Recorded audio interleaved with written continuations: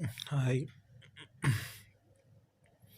hi students. I am continuing part 3. ఇప్పుడు మౌర్యుల యుగం క్రీస్తుపూర్వం 321 నుంచి క్రీస్తుపూర్వం 184. మౌర్య సామ్రాజ్య స్థాపకుడు ఎవరు?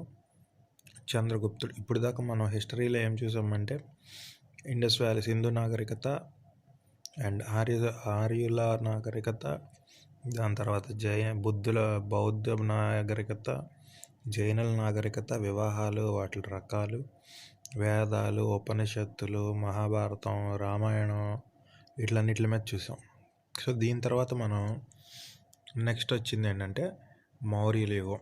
సో మౌర్యుల యుగంలో చంద్రగుప్త మౌర్యుడు దీని స్థాపకుడు. వీరి చరిత్రకు సంబంధించిన ఆధారాలు ఎలా దొరికాయి?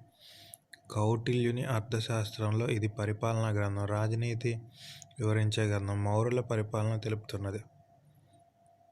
అలాగే మొగస్తుని ఇండికా మౌర్యుల కాలం నాటి పాటలీపుత్రం ఇతర నగరాలు తెలుపుతుంది. అలాగే హేమచంద్రుని వశిష్ఠత చంద్రగుప్త మౌర్యుడు జైన మత స్వీకరణ గురించి తెలుపుతుంది. అలాగే విశాఖదత్తుని ముద్ర రాక్షసం నంద్య రాజ్య నిర్మూలన గురించి వివరిస్తుంది. కల్హుని రాజతరంగిణి చంద్రగుప్తుని తండ్రి శకుని అని చెప్తుంది. అలాగే బౌద్ధ గ్రంథాలు దివ్య వదన, అశోక వదన అశోకుని గురించి ఉంది. రుద్రదామిని జనగఢ్ శాసనం సుదర్శన తాటక నిర్మాణ గురించి ఉంది. అశోకుని శాసనాలు 14 శిలాశాసనాలు, 7 స్తంభ శాసనాలు మౌర్యుల గురించి వివరిస్తున్నాయి. అలాగే మౌర్యుల చరిత్ర గురించి తెలిపే విదేశీ గ్రంథాలు టలామీ, జియోగ్రఫీ, జస్టిన్, ఎపిటో, ఫ్లుటార్క్, ది ల్యాంబ్స్, ఫ్లెనీ, న్యాచురల్ హిస్టరీ.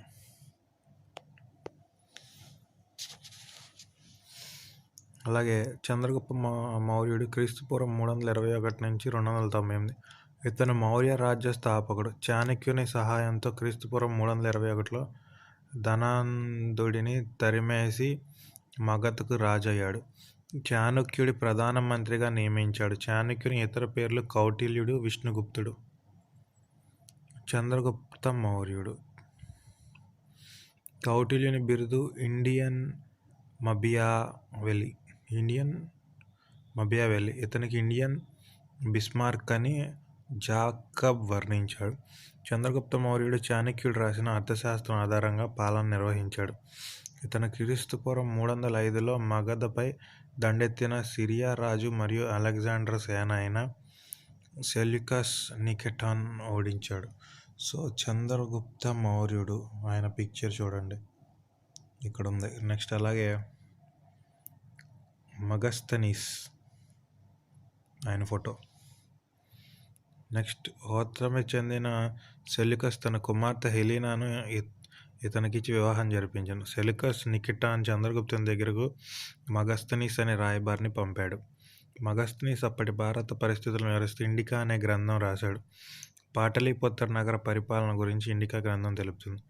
గ్రీకులు చంద్రగుప్తుని శాండ్రోకొటస్ అని పిలిచేవాళ్ళు. ఇతను సుదర్శన తాటకాన్ని గుజరాత్లో తవ్వించాడు. ఇతను జైన మతాన్ని తీసుకున్నాడు. ఇతనికి జైన మత దీక్ష ఇచ్చిన గురువు భద్రబాహు. చంద్రగుప్తుడు తొలి జైన సమావేశాన్ని క్రీస్తుపూర్వం 300లో పాటలీపుత్రలో నిర్వహించాడు.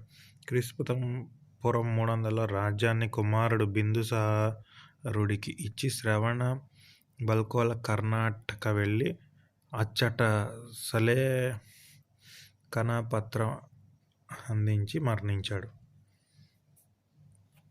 అలాగే బిందుసారుడు క్రీస్తుపూర్వం 298-273 ఇతను అజీవక మతానికి స్వీకరించాడు. ఇతను పశ్చిమాసియాలో సత్సంబంధాలు ఏర్పరచుకున్నాడు.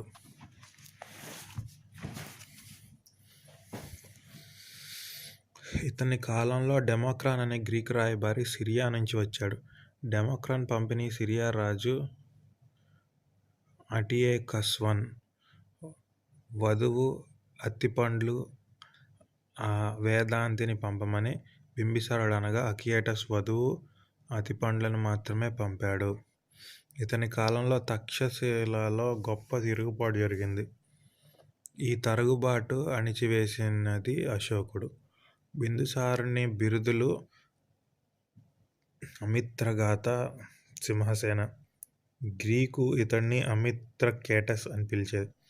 క్రీస్తు 273లో బిందుసారుడు అనారోగ్యానికి గురి కావడంతో ఇతని కుమారుల మధ్య వారసత్వం యుద్ధం మొదలైంది.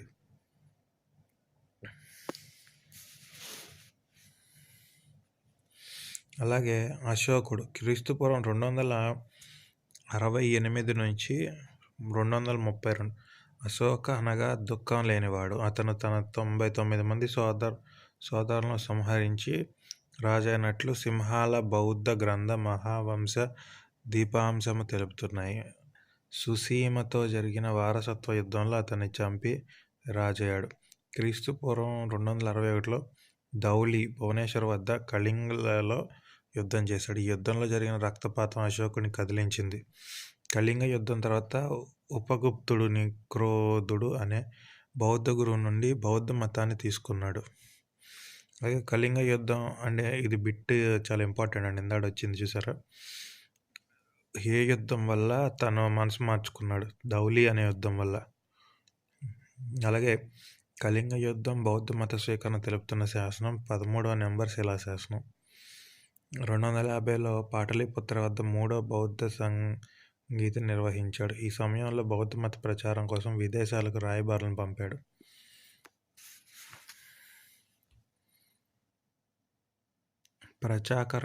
ప్రచారకుడు వెళ్ళిన దేశాలు: మహేంద్ర సంఘమిత్ర, చారుమతి నేపాల్, ఉపగుప్తుడు చైనా వెళ్ళాడు. మహాదేవుడు మహిషమండలం, మజిమ హిమాలయ ప్రాంతం, మహారక్త గ్రీక్ మధ్యాంతిక కాశ్మీర్, మహాధర్మరక్త మహారాష్ట్ర. సంఘమిత్ర అశోకుని కుమార్తె, మహేంద్రుడు అశోకుని కుమారుడు. బౌద్ధ భిక్షు రూపంలో గల అశోకుని విగ్రహం చూసినట్లు ఇత్సింగ్ చైనా యాత్రికుడు తెలిపాడు.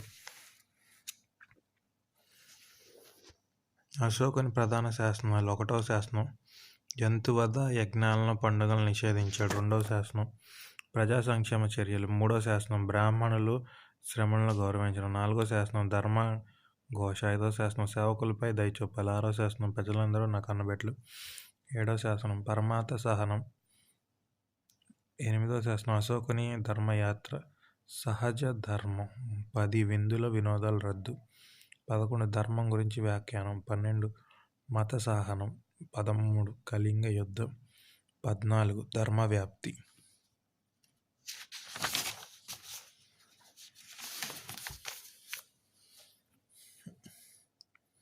భారతదేశ శిలా శాసనాలను మొదట జారీ చేసింది అశోకుడు. అశోకుని శాసనాలు 47 ప్రదేశాల్లో 181 దొరికాయి. ఇవి 2 రకాలు: స్తంభ శాసనాలు, శిలా శాసనాలు. స్తంభ శాసనాలు 7: రాంపూర్వ, త్రోపా, మిరాట్, లౌరెనాథ్గర్, అలహాబాద్, సోరనాథ్, లుంబిని, రుమిందై.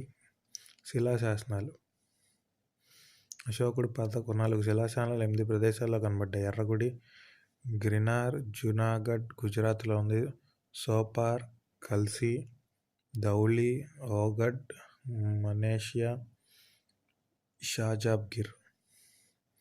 ధౌలి వద్ద వేసిన 13 శిలాశాసనాలు కళింగ యుద్ధాన్ని గురించి తెలియజేస్తుంది. అశోకుని శాసనాల్లో కనిపించే భాషలు 3: ప్రాకృతం, మౌర్యుల రాజభాష, గ్రీకు, అరబిక్కు.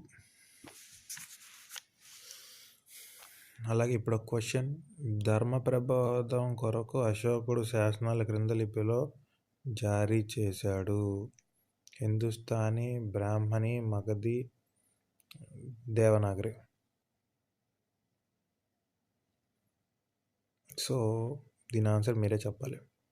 అలాగే అశోకుడి శాసనాల్లో ఉపయోగించిన లిపిలు 4: బ్రాహ్మి, ఖరోష్టి, గ్రీకు, అరబిక్. సో ఇక్కడ ప్రధాన ఆన్సర్ ఏంటి? బ్రాహ్మి. నెక్స్ట్, వాయువ్య దేశంలో అశోకుని శాసనాలు ఖరోష్టి లిపిలో జారీ చేయబడ్డాయి. పశ్చిమ సరిహద్దుల్లో లభించిన శాసనాలు గ్రీక్, అరబిక్ లిపిలు గలవు. మిగిలిన భారతదేశం అంతా బ్రహ్మలిపిలో శాసనాలు జారీ చేయబడ్డాయి. గ్రీక్ అండ్ అరబిక్ భాషలు వేయబడిన శాసనాలు గంధరహ శాసనం. బ్రహ్మలిపిని 1837లో జేమ్స్ ఫిషర్ తర్జమా చేశాడు. గురోష్ఠి లిపిలోని శాసనాలు మొదటగా చదివింది కెప్టెన్ నారిస్. దేవానయం ప్రియ అశోక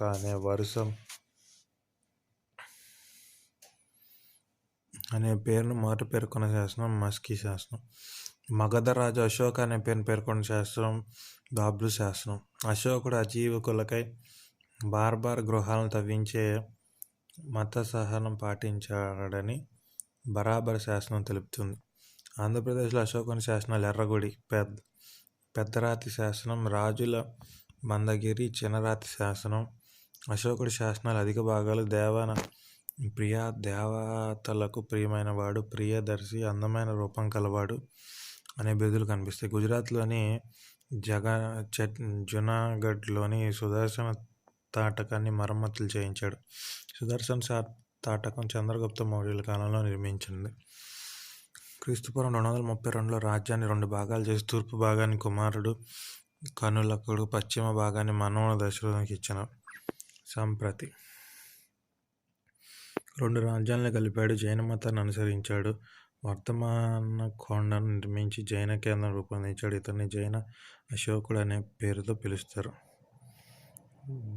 బృహద్రథుడు మౌర్యుల్లో చివరివాడు. ఇతని సేననే పుష్యమిత్రశుంగుడు క్రీస్తుపూర్వం 180లో ఇతన్ని చంపి శుంగ వంశాన్ని స్థాపించాడు. పుష్యమిశుంగుడు అశ్వమేధ యాగాన్ని చేశాడు. భారతదేశంలో అశ్వమేధ యాగం చేసిన మొదటి రాజు.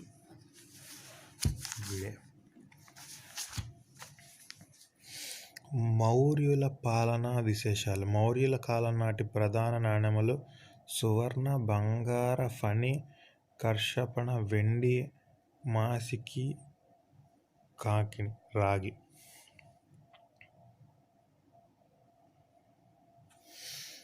అలాగే మౌర్యులు వసూలు చేసిన పన్నులు: బాగా, పంటలోని భాగం, భూశిస్తు, బలి, రాజుకు స్వచ్ఛందంగా చెల్లేదు, కర, చేతి వృత్తుల వారిపై విధించినది, విష్టి, నిర్బంధ విధింపు. మౌర్యుల కాలం నాటి ముఖ్యమైన రేవుపట్నం బర్కాచా పశ్చిమ తీరం, తామ్రలిప్తి తూర్పు తీరం. మౌర్యుల రాజభాష, ప్రజల భాష, శాసన భాష ప్రాకృతం. అలాగే తక్షశిల భారతదేశంలో అతి పురాతనమైన విశ్వవిద్యాలయం. తక్షశిల, వారణాసిలు గొప్ప విద్యా కేంద్రాలు. రాజతరంగిణి ప్రకారం అశోకుడు కాశ్మీర్లో శ్రీనగరాన్ని నిర్మించాడు. అశోకుడు నేపాల్లో నిర్మించిన నగరం లలితపట్టణం. ఇదే భారతదేశంలో మొట్టమొదటి గ్రంథాలయం. జైన గ్రహాలు నిర్మించారు. అశోకుడు 84,000 స్తూపాలు నిర్మించాడు. ఇంతకు ముందులో కూడా వచ్చింది బిట్టు. అశోకుడు శిలాశాసనాలు, వాటిపై అందమైన శిల్పాలను చెక్కించడం. సారనాథ్ 4 సింహాలు, రాంపుర ఎద్దు, మౌర్య నందగర్ ఒకే సింహం, పోటలీపుత్ర చక్రం, శ్రీవస్తి వృషభం, ధౌలి ఏనుగు. మౌర్యుల కాలం నాటి ఇతర శిల్పాలు: బేస్ నగరంలో యక్షుని శిల్పాలు మధ్యప్రదేశ్, మధురలో యక్షుని శిల్పాలు ఉత్తరప్రదేశ్, హర్షియా శైలిలో పాటలీపుత్రంలో అశోకుడు రాజభవనం నిర్మించాడు. ఈ రాజప్రసాదం గురించి పహియాస్ వర్ణించాడు. కేంద్ర పరిపాలన. మౌర్యుల పాలనకు గల ఆధారాలు: అర్థశాస్త్రం, ఇండికా, అశోకుని శాసనాలు. వీరికి కేంద్రీకృత పాలన, రాజే సర్వాధికారి. రాజుకు పరిపాలనలో సహకరించటం మంత్రి పరిషత్ ఉంటుంది. ఇందులో ప్రధానమైన వ్యక్తులు మంత్రి, పురోహితుడు, యువరాజు, సేనాని. ఇందిరా ప్రధాన అధికారులు: అమాత్య, సివిల్ ఉద్యోగులపై కార్యనిర్వహణాధికారి, సన్నిధాత, కోశాధికారి, సముహూర్త గణకుడు, గణాధ్యక్ష, వైశ్యులపై పర్యవేక్షణ. సత్రిన్ లేదా పులిసాని గూఢచారులు. ప్రసిద్ధ రక్షణ శాఖ అధికారి.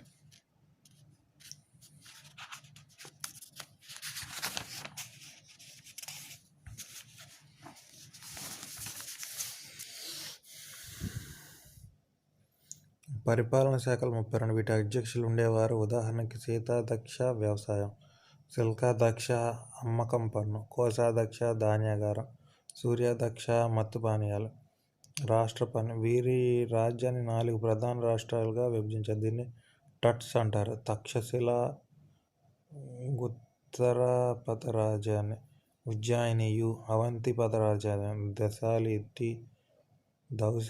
తౌశాలి, కళింగపథ రాజధాని సువర్ణగిరి, దక్షిణ పథ రాజధాని అనంతపురం. మౌర్యుల రాజ్యాన్ని ఈ విధంగా విభజించారు.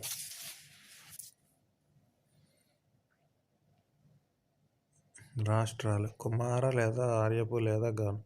ఆహారాలు: రజక. ప్రాంతాలు: ప్రాదేశికుడు. సముదాయాలు: 5 నుండి 10 గ్రామాలు. స్థానికుడు: పన్ను వసూలు చేయు అధికారి. గ్రామం, గ్రామాణి. సైనిక వ్యవస్థ: ప్లినీ రచన ప్రకారం చంద్రగుప్తుని సైన్యం 30,000 అశ్వదళాలు, 6 లక్షల కల్బలం ఉండేది. పుటార్కర్ రచన ప్రకారం 80,000 అశ్వదళం, 8,000 రథబలం, 6,000 గజబలం ఉండేది. సైనికుల జీతం 500 పాణీలు. సైనికుల నిర్వహణ 30 మంది సభ్యుల బోర్డు నిర్వహించేది. సైన్యం 3 రకాలు: వారసత్వ సైన్య, తాత్కాలిక కిరాయి సైన్య, వర్తక సంఘాల సైన్యం. అలాగే న్యాయపాలన: రాజే సర్వోన్నతాధికారి. సివిల్ న్యాయస్థానాలు, ధర్మసేయ, క్రిమినల్ న్యాయస్థానాలు, కంటక శోధన. సంగ్రాహి: 10 గ్రామాలకు ఉన్న న్యాయస్థానం. ద్రోణముఖ: 400 గ్రామాలకు ఉన్న న్యాయస్థానం. స్థానీయ: 800 గ్రామాలకు ఉన్న న్యాయస్థానం. పడివాక్కులు: ప్రధాన న్యాయమూర్తులు. శిక్షలు కఠినంగా ఉండేవి. ఆర్థిక వ్యవస్థ: ముఖ్య వృత్తి వ్యవసాయం. వ్యాపారంలో ముఖ్య పాత్ర వర్తక సంఘాలు పోషించే వాటికే శ్రేణులు అని పేరు. భూమి శిస్తు 1/4 నుంచి 1/6 ఉండేది.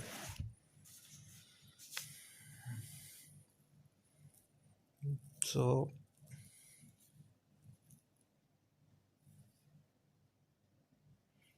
ఇది మౌర్యుల చరిత్ర.